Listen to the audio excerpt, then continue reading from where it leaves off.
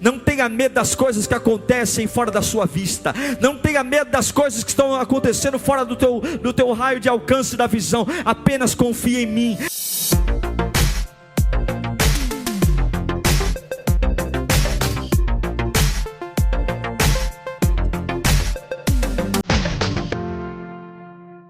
Queridos, é muito bom ter vocês aqui mais uma vez. Meu coração tem muita expectativa para compartilhar mais um sermão com você. E a gratidão por vocês sempre estarem aqui com a gente, ouvindo e compartilhando das verdades do Evangelho.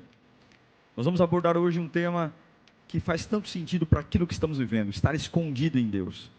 O esconderijo serve para aqueles que estão em perigo, para aqueles que estão em apuros. E saber que Deus tem um lugar tão especial para nós e não se interessar em descobrir é realmente uma tolice. Que a palavra de Deus nos revele onde está esse lugar e que possamos encontrá-lo rapidamente. Um bom sermão para você. Salmo 91. Aquele que habita no abrigo do Altíssimo e descansa à sombra do Todo-Poderoso, pode dizer ao Senhor: Tu és meu refúgio e a minha fortaleza, o meu Deus, em quem confio. Ele o livrará do laço do caçador e do veneno mortal. Ele o cobrirá com suas penas, e sob suas asas você encontrará refúgio. A fidelidade dele será o seu escudo protetor. Você não temerá o pavor da noite, nem a flecha que voa de dia, nem a peste que se move sorrateira nas trevas, nem a praga que devasta ao meio-dia. 1000 poderão cair ao seu lado, 10.000 à sua direita, mas nada o atingirá. Você simplesmente olhará e verá o castigo dos ímpios. Se você fizer do Altíssimo o seu abrigo, o Senhor, o seu refúgio, nenhum mal o atingirá. Desgraça alguma chegará à sua tenda. Amém? Deus, que situação estamos vivendo, Pai? Que fase, que difícil. Nossa humanidade está sendo posta à prova. E aqui está, na nossa frente, a Tua palavra. É nesse momento, Senhor, é nesse momento que nós precisamos mostrar a nossa fé. É nesse momento que precisamos, ó Deus, ouvir Tua voz para sermos abastecidos, renovados, revigorados, incendiados, e não o contrário.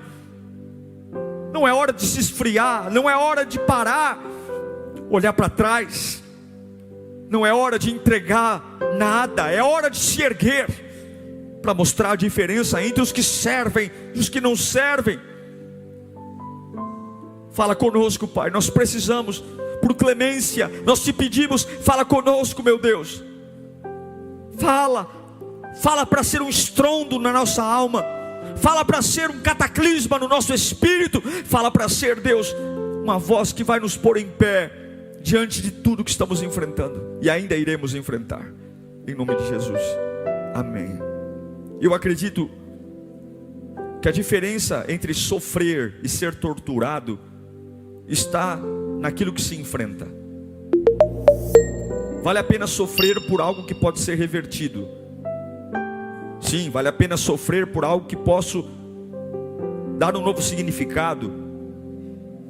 Mas eu não chamo de sofrimento a dor que colocam em mim, fruto de algo que não pode ser revertido. Porque sofrer por algo que não pode mudar é tortura. Tortura. E vou dizer algo a você: sofrer pelo que está acontecendo nos dias de hoje não é sofrimento, é tortura, porque nós não conseguimos mudar. O que eu mais ouço pastor, eu estou perdendo o equilíbrio. Estou indo para remédios. Estou tendo que colocar música para dormir.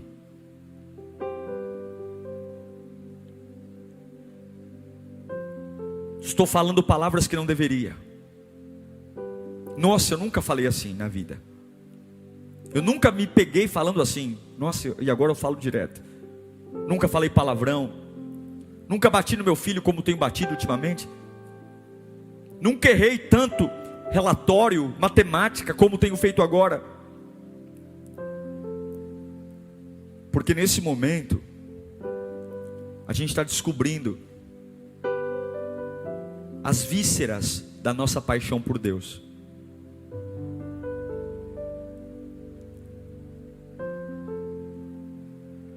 Quando você se apaixona pelas coisas de alguém, você se apaixona pela pior parte de uma pessoa. Quando você é atraído pelas coisas de alguém ou de um lugar, você está sendo atraído pela parte mais pobre desta pessoa ou desse lugar. E nesse momento, quem teve uma vida com Deus, atraído pelas coisas de Deus, por milagres, provisão, promessas de dinheiro, promessas de promoção financeira, promessas de um amor, promessas de coisas, porque Deus é dono de todas as coisas.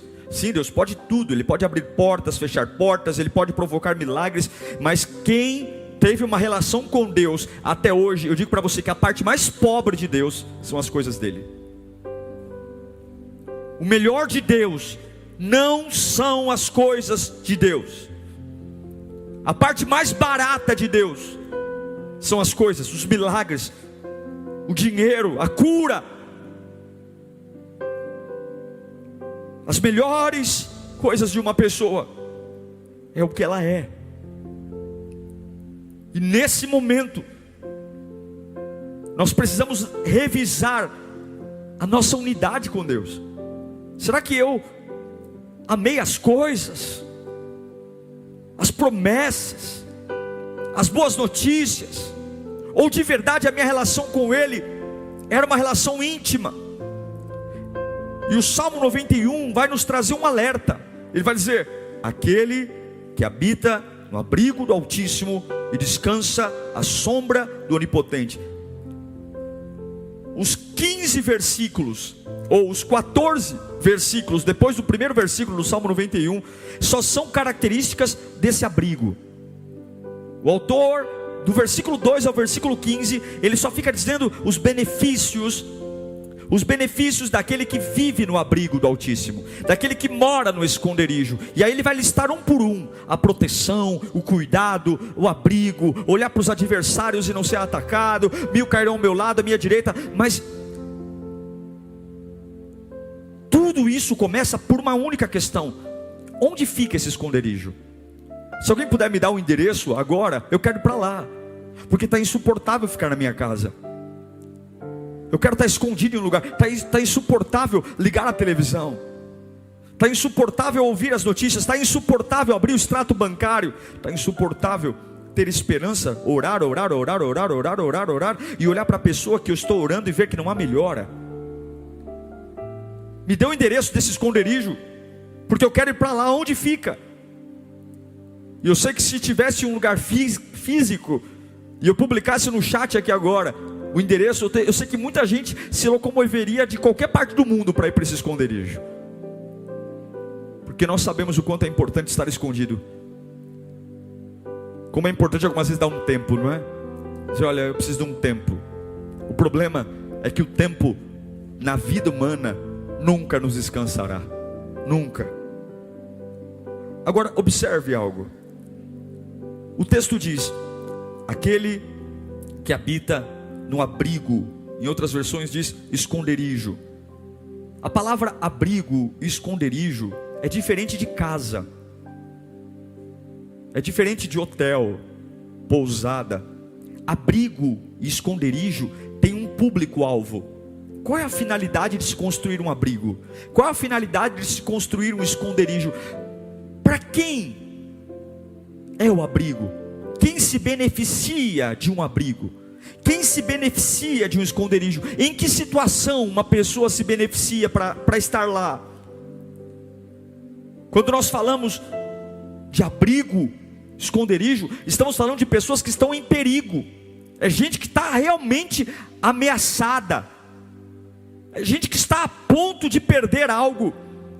Seja o equilíbrio, seja a fé, seja a saúde, seja a paz. Abrigo não é, ninguém vai para um abrigo para descansar. Ninguém vai para um abrigo para passar férias. Abrigo é uma ferramenta de fuga, porque algo está acontecendo que está colocando minha vida em perigo. Minha cabeça está em perigo, minhas emoções estão em perigo. E a Bíblia diz: aquele que habita no abrigo, no esconderijo.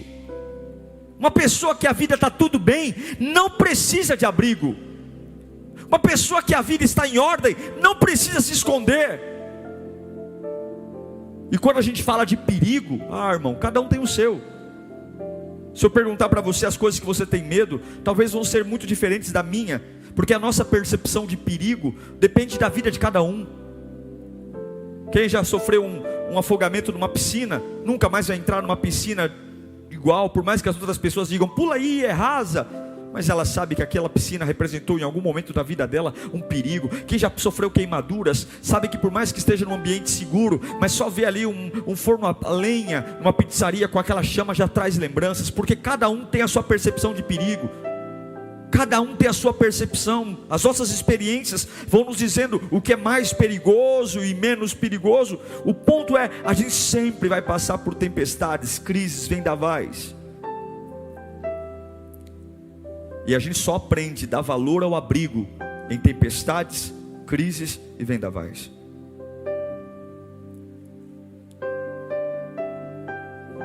Infelizmente com a gente é assim.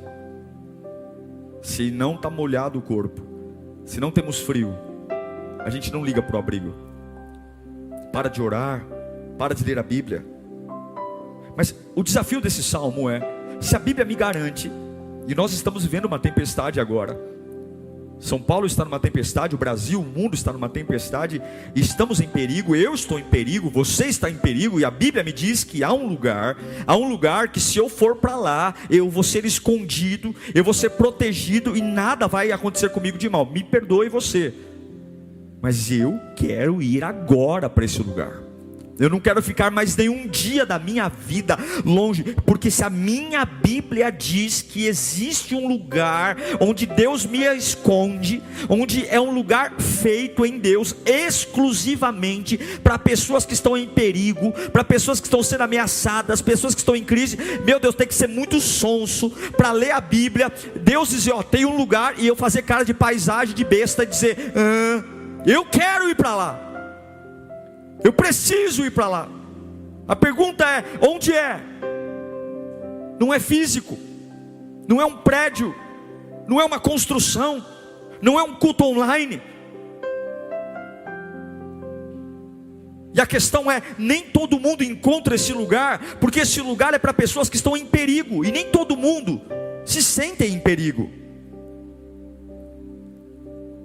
Nem todo mundo, alguns ainda no alto da sua arrogância, no alto da sua prepotência, achando que com as suas cartinhas marcadas vão resolver, com conversa de corredor, achando que colocando a mão em advogado, médico, juiz, amigo, indicação.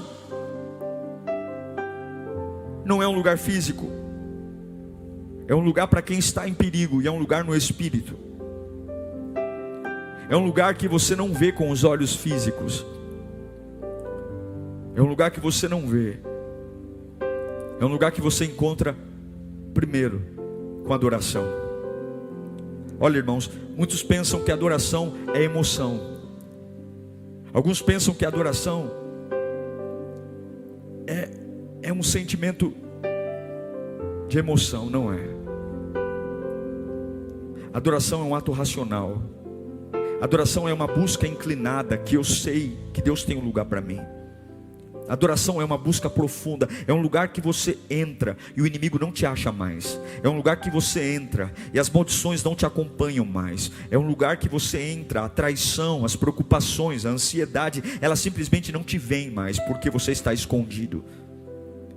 E eu sei que tem muitas pessoas que estão assistindo esse culto agora, que entraram nesse culto online, no Instagram, no YouTube ou no Facebook, mas ainda não encontraram um esconderijo.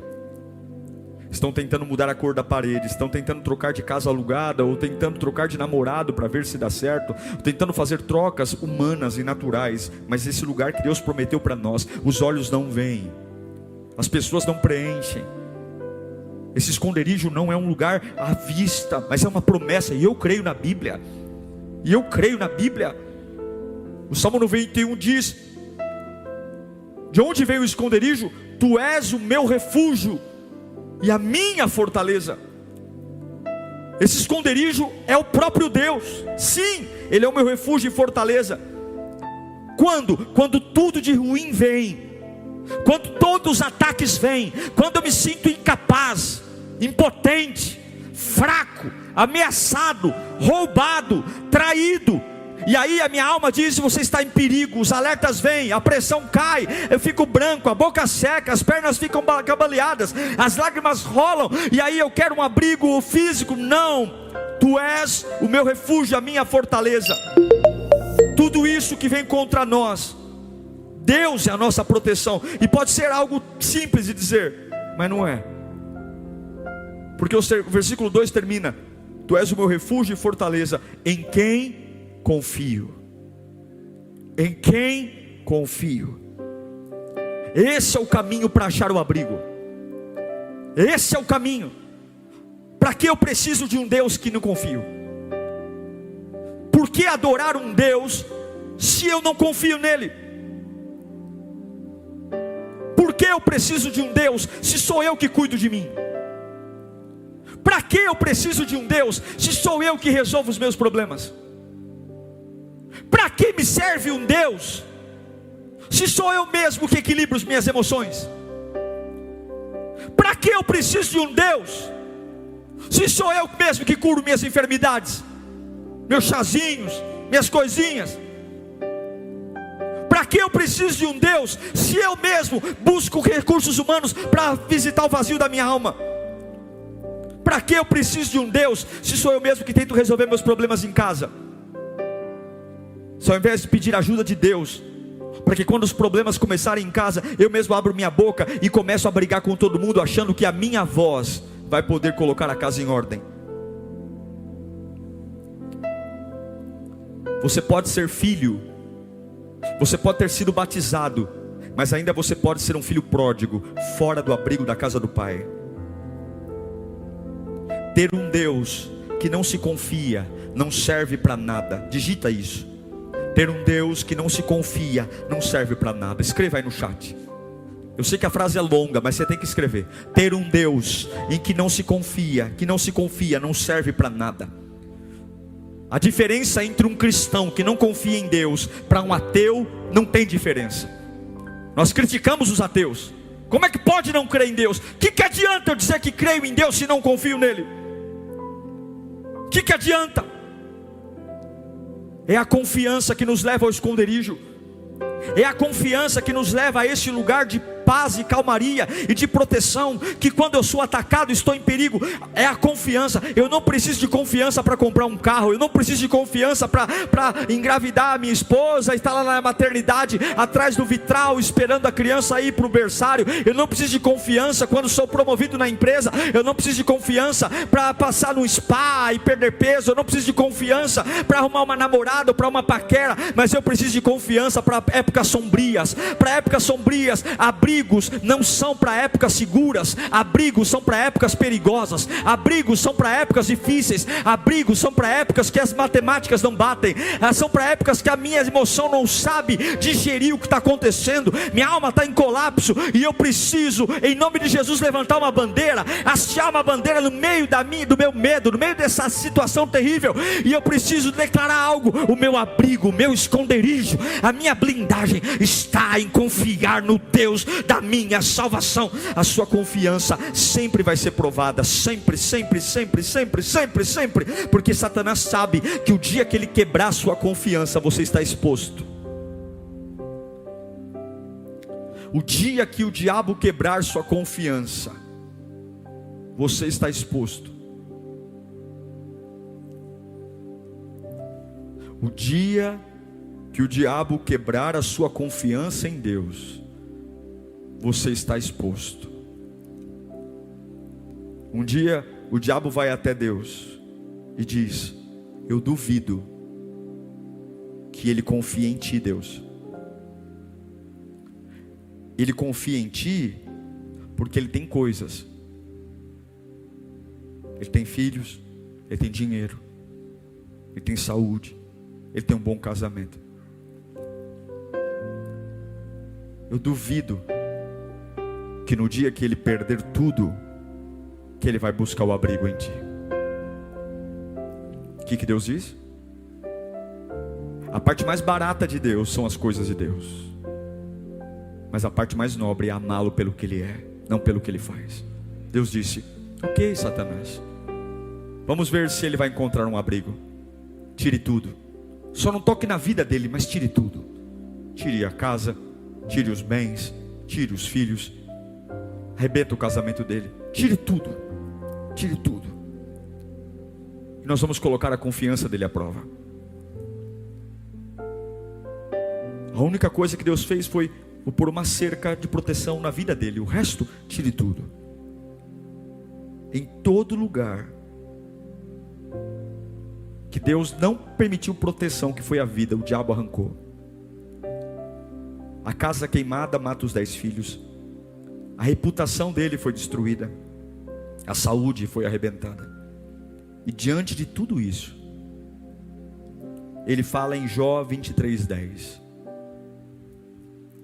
Olha o abrigo.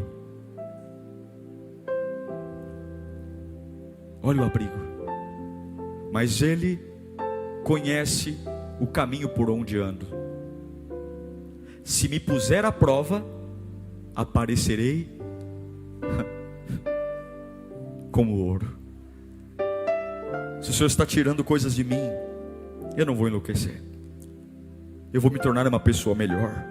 Jó está dizendo: eu não gosto do que Deus está fazendo. Eu odeio o que Deus está fazendo. Quem é que gosta de enterrar 10 filhos? Eu não gosto. É difícil lidar com todas essas situações. Porém, eu confio. E é por isso que eu não enlouqueço. E é por isso. Por quê? Porque o abrigo está na confiança. Se Deus permitiu isso, de alguma maneira vai ser para o meu bem. Confiança é confiar na dor. Confiança é confiar na escuridão. É confiar nas enfermidades. É confiar na morte de um filho, ou de 10 filhos. É confiar na crise financeira. É confiar quando os diplomas não trazem comida para casa. É confiar quando toda a minha intelectualidade parece que não serve mais para nada. É confiar até em momentos quando eu odeio o que está acontecendo. Eu odeio o que está acontecendo. Eu odeio. Quem é que gosta de usar máscara? Quem é que gosta de ficar trancado em casa? Quem é que gosta de isolamento? Quem é que gosta de fechar o comércio? Quem é? Mas por mais que eu odeie o que está acontecendo, por mais que eu odeie o que está acontecendo, eu preciso confiar onde eu tenho posto a minha confiança. A confiança te levará ao esconderijo. A confiança te levará ao esconderijo. A confiança te levará ao esconderijo. Agora, o que é confiança? Confiança não é bajulação. Confiança não é deixar a rádio ligada 24 horas em louvor. Confiança não é palavras bonitas, não são palavras bonitas. Confiança não é voto de tolo. Não. Confiança é saber que eu estou protegido pelo pastor. Eu estou blindado pelo pastor. Por mais que os cães eles latam e tenha latidos de cães à minha volta. Por mais que os leões eles cerquem o pasto onde eu estou com as minhas ovelhas. Por mais que os lobos devoradores venham, eu preciso ter uma confiança no meio das trevas e da densa noite. Eu sou protegido pelo pastor. Algumas casas têm seguros de proteção, empresas de proteção. Coloca uma plaquinha lá, ó, esta casa está protegida pela empresa tal, essa casa está protegida pela empresa tal. Mas eu quero dizer que a maior proteção é a confiança no seu pastor. Eu quero que você levante sua mão direita agora e diga bem alto: eu estou protegido pelo meu pastor. Eu confio na proteção do meu pastor. Você tem que dizer isso para a sua alma que está amedrontada, a sua alma que está abatida, a sua alma que está insegura, a sua alma que está em colapso. Eu estou protegido pelo meu pastor. Isaías 54:17 diz que nenhuma arma forjada contra você prevalecerá, e você refutará toda língua que acusar. Esta é a herança dos servos do Senhor, esta é a defesa que faço no nome deles, declara o Senhor. O versículo 3 do Salmo 91 diz: Ele o livrará do laço do caçador. Quando você está protegido pelo pastor, na confiança, Deus não impede que o caçador arme o laço. Deus não impede que os seus inimigos criem armadilhas. O que Ele permitiu foi que os inimigos até prosperassem na construção das ciladas, do veneno. Porém, quando a armadilha for ser atirada contra você, a Bíblia diz que Ele livrará do laço do caçador. Não fique preocupado se o Senhor é o seu esconderijo. Não fique preocupado quando você vê caçadores armando arapucas. Não fique, porque Deus não disse que iria impedi-los de armar as armadilhas. Não fique. Não fique preocupado quando você vê aí ao seu lado alguém cavando um buraco.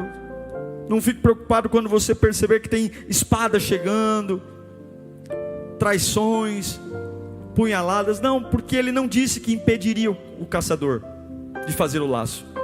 Ele disse que livraria você do laço do caçador. Não se preocupe com quantas arapucas montaram à sua volta. Descanse na confiança que por mais tecnologia que essas arapucas tenham, o Senhor livrará você do laço do caçador. É o esconderijo. É o esconderijo. Ele vai livrar você disso. O final do versículo 3 do Salmo 91 diz que vai nos livrar não só do laço do caçador, mas nos livrará do veneno mortal. Ele está falando da pestilência, doenças infecciosas, doenças e venenos que mexem com a gente, sejam nos infeccionando, destruindo. Ele nos livrará daquilo que nos infectou. Assim como um veneno de uma serpente entra na corrente sanguínea e rapidamente se espalha por todo o corpo, há uma promessa para aqueles que confiam em Deus: Ele nos livrará do veneno mortal. Aqueles que falam: eu não sou mais assim, eu não sou como era antes, eu não penso mais como pensava antes. Há uma promessa: Ele livrará você da doença, da praga que está deformando sua vida. Você vai voltar a ter paz, você vai voltar a ter equilíbrio, você vai voltar a ter fé. E eu posso sentir pela fé agora, mulheres e homens me assistindo agora, dizendo: pastor, depois daquele dia, aquele dia no calendário, eu não sou mais uma mesma pessoa. O Senhor te cobrirá e livrará você do veneno mortal. Você não vai descer à sepultura como alguém marcado pelas dores. Você não vai descer à sepultura como alguém marcado pelos homens. Quem morreu na cruz para marcar você é Jesus Cristo. Você vai carregar a marca do Evangelho, você vai carregar a marca da salvação. Você não vai carregar a marca da mágoa, você não vai carregar a marca do luto, você não vai carregar a marca do sofrimento, você não vai carregar a marca da vergonha. Não. Você vai carregar a marca da cruz vazia, você vai carregar a marca do sangue do Cordeiro, você vai carregar a marca daquele que te resgatou, daquele que te dá uma nova chance. E se você confiar, esse abrigo te protege, livra você do laço do passarinheiro e do veneno mortal. Verso 4 diz: Ele o cobrirá com suas penas e com suas asas você encontrará refúgio. Ele se põe aqui como uma mãe águia que abre suas penas e coloca seus filhos debaixo das suas asas, toda a sua ninhada, envolve por completo. Nenhum filhote é exposto, todos recebem alimento, calor. Deus está dizendo a todos que para mexer com quem está debaixo das minhas asas, vai ter que mexer com Ele. Para mexer com a ninhada, tem que mexer com a mãe águia. Não é só um esconderijo, é estar debaixo da proteção de Deus. É o inferno saber que não pode tocar em você, porque você está debaixo das proteções de Deus. Isso não é para pastor, isso não é para líder, isso não é para voluntário, isso é para aquele que fecha os olhos e encontra esse lugar, decidindo confiar no Senhor. Debaixo das suas asas estarei seguro. Entre eu e o meu medo está Deus. Entre eu e os meus adversários está Deus. Entre eu e o câncer está Deus. Entre eu e o desemprego está Deus. E debaixo das suas asas eu estou seguro. Debaixo das suas asas eu estou seguro.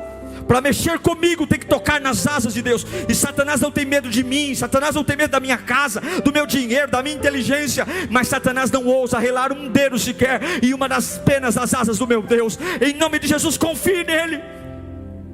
O versículo 4 do Salmo 91 diz: a fidelidade dele será o seu escudo e protetor. Você não temerá o pavor da noite, e nem a flecha que voa de dia, nem a peste que se move sorrateira nas trevas. Sabe o que é a peste sorrateira? As tramas, as maquinações que estão sendo feitas às suas costas, na empresa. É gente que está se movimentando para te destruir.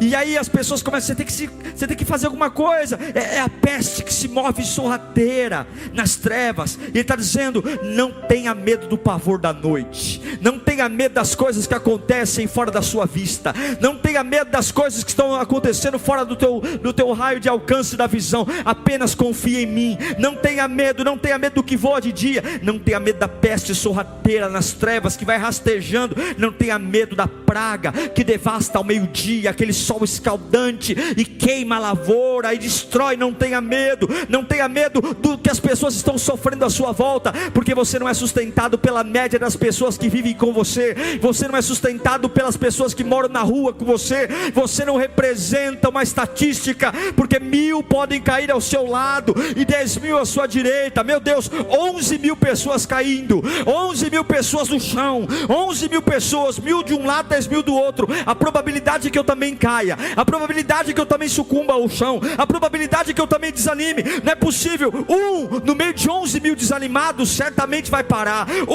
No meio de 11.000 falidos também vai falir. No meio de 11.000 desequilibrados vai desequilibrar. No meio de 11.000 que divorciaram e perderam tudo também vai divorciar e perder tudo. No meio de 11.000 que desviam também vai desviar. No meio de 11.000 que abandonaram a fé e foram para a cachaça, para o adultério, para a bebida também vai. Não, se você confiar no pastor, 1.000 caem ao seu lado, 10.000 à sua direita, mas você não será atingido, porque você tem um pastor. Não é a média, não é a estatística, não é a probabilidade, é o abrigo que para aqueles que quando tem medo escolhem confiar, para aqueles que quando estão em pânico escolhem confiar, para aqueles que quando estão passando por situações difíceis escolhem confiar. Fecham os olhos e não importa onde estejam, eles fecham os olhos e até que encontrem esse abrigo, eles começam a adorar. Onde é que está esse abrigo? Glória a Deus, glória a Deus. Onde é que está esse lugar escondido que eu posso estar aí, guardado, protegido? Onde é? Glória a Deus, glória a Deus. Eu sei que o armário está vazio, eu sei que a geladeira só tem água, eu sei que o meu casamento está um inferno, eu sei que a minha empresa está fechada, eu sei que as contas estão chegando, mas há um lugar, a Bíblia diz que há um lugar, eu quero saber onde é esse lugar. Há um lugar que eu posso me esconder em situações de perigo. Há um lugar que a minha personalidade não vai ser destruída, porque simplesmente estão devastando as coisas que eu tenho, porque eu não tenho o que há de mais barato em Deus. Eu não quero as coisas de Deus. O que há de mais barato em Deus são as coisas de Deus. Mas diante de um perigo, há um pastor que me protege, e eu consigo manter a minha paixão acesa.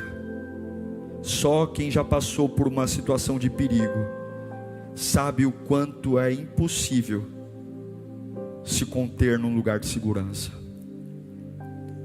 Só quem já passou por uma situação de perigo sabe o valor que é estar num lugar seguro, encontrar um lugar seguro.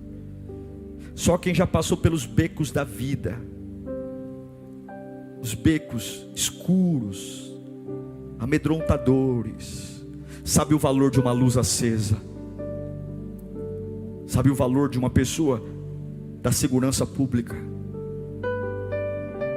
Só quem já passou pelo perigo de estar no meio de um mar em fúria sabe o valor de ver um barco vindo em sua direção, tirando do mar e colocando-o em segurança.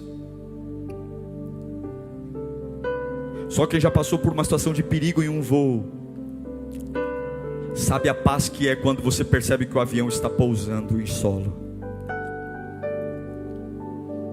Só quem já esteve prestes a morrer sabe o que é estar sendo abraçado pelo Pai, cuidado por Ele. O versículo 8 do Salmo 91 diz: você simplesmente olhará. Aqui no meu abrigo você não luta, você vai olhar e você vai ver o castigo dos ímpios. Você vai olhar. Deus nos coloca de uma posição para observar o que acontece com os outros. Sabe quando você sabe que cresceu? Quando você percebe que amadureceu. Quando você é capaz de interceder pelos seus inimigos. Porque quando você está no abrigo, a Bíblia diz, você não precisa lutar por isso não. Você simplesmente olhará. Eu quero liberar essa palavra. Se você confiar em Deus, descansa. Você vai olhar e você vai ver Deus fazendo justiça por você. Você vai olhar. Porque ser cristão é sentar à mesa. Sentar à mesa, como Jesus sentou na última ceia, dá de comer. Ele deu de comer para Judas, Ele deu de comer para Pedro, Ele deu de comer para Tomé, Ele deu de comer.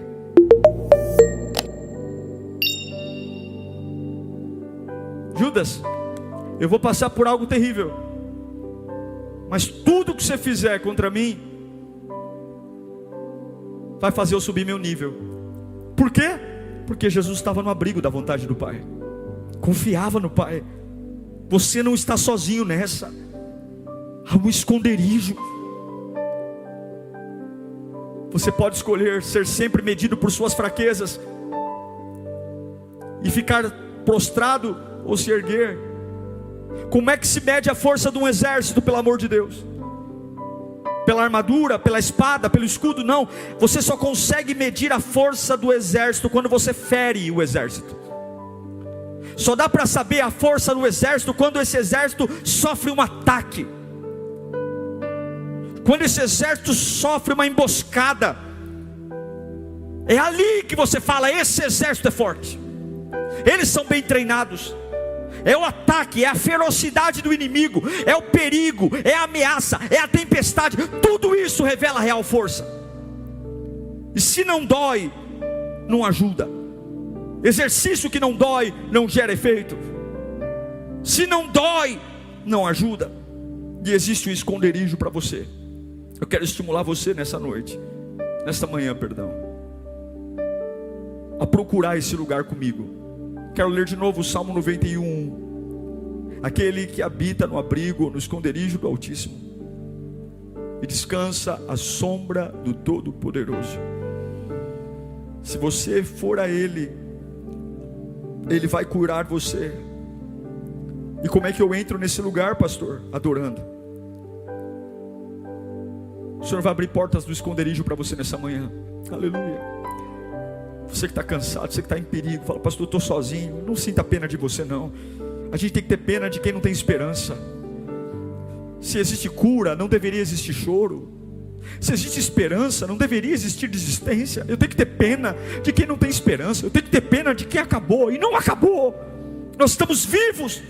Como é que você pode ter coragem de sentir pena de você? Como é que você pode ter coragem de Jesus ter feito tudo o que fez e você ainda ficar arrastando marcas de que não dá, de que não pode? Procure esse esconderijo. Feche seus olhos e adore. Feche seus olhos e busque esse esconderijo onde o Senhor será o seu broquel, a sua segurança. Esse esconderijo onde, em nome do Senhor Jesus, o laço do passarinheiro vai ser armado. Você vai ver um monte de armadilha à sua volta e você vai dormir em paz, porque Ele vai te livrar do laço. O veneno mortal, eu vou marcar a personalidade dele, eu vou marcar a vida dele para sempre. Eu vou fazer uma maldade com essa pessoa e eu vou acabar com a esperança. O veneno mortal, você vai ser livre, debaixo das penas, debaixo das asas. O pavor da noite, as traições, as maquinações, os bastidores, as tramas. Eu não temerei a peste sorrateira. Não, porque eu confio em Ti, Senhor. Escreva aí no chat: eu confio em Ti, Senhor. Escreva, você que está no Facebook, no Instagram, no YouTube, escreva: eu confio em Ti, Senhor. Escreva, eu confio. Isso aí, escreva, eu confio em Ti, eu confio. Encontrou o esconderijo, encontrou o abrigo, não há por que mais sofrer, gente. A parte mais barata de Deus são as coisas de Deus. Mas se temos o próprio Deus em nós, não há tempestade ou vento que nos afaste deste amor. Eu espero que você viva tudo o que você ouviu aqui nesse sermão. Coloque em prática. A palavra de Deus é verdadeira. Senhor, eu quero abençoar a vida dos teus filhos, pedindo que esta palavra entre em seus corações, produzindo vida e frutos para a tua glória. Que possamos viver diariamente nesse abrigo, nesse esconderijo, onde o Senhor é glorificado e nós protegidos. Em nome de Jesus, amém. Uma boa semana, que Deus te abençoe.